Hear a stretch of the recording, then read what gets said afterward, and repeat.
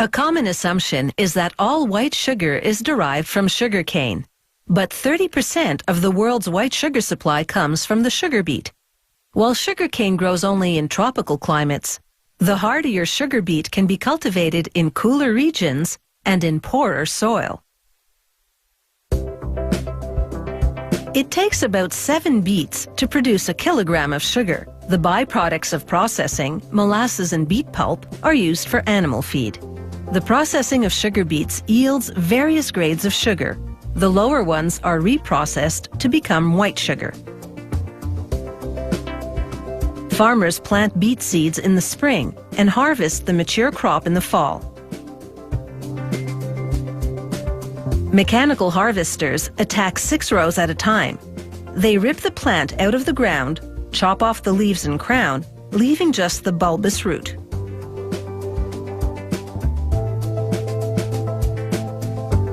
A beetroot typically weighs about 900 grams. 17 to 18% of that is sucrose, which is sugar.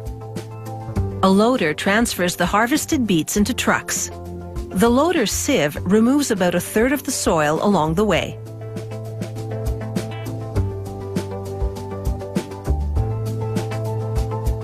When the trucks arrive at the sugar factory, they unload the beets, soil and stones included, onto a conveyor belt, which transports them to a washing station. First, they head into a revolving drum, where, under a shower of water, the beets rub against each other, dislodging the soil. The water flow floats the beets, which then exit the drum. The stones stay behind, collected in separator buckets along the edge. A screw conveyor moves the beets to a transfer system, which brings them inside the factory to be processed into sugar.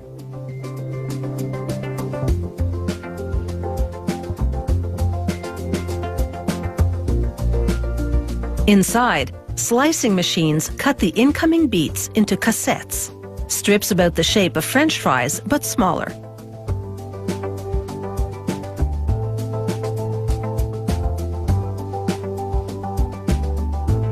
The cassettes travel on a conveyor belt into a large tank of hot water where they soak for a few minutes.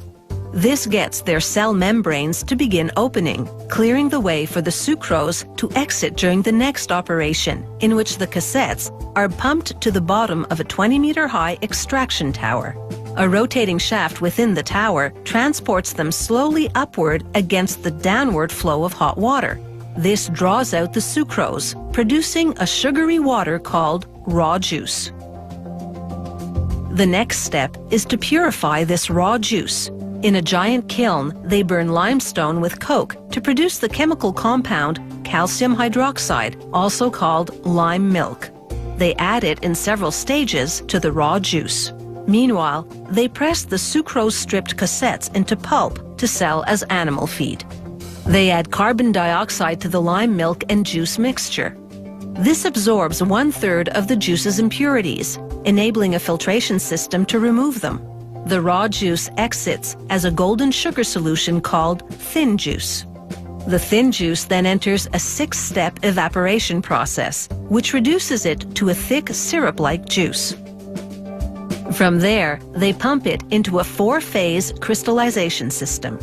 In phase 1, they heat and add seed crystals. Tiny, identical-sized sugar crystals made separately using a complex cooling and evaporating process. As the water in the juice evaporates, about half the sucrose crystallizes, growing the seed crystals.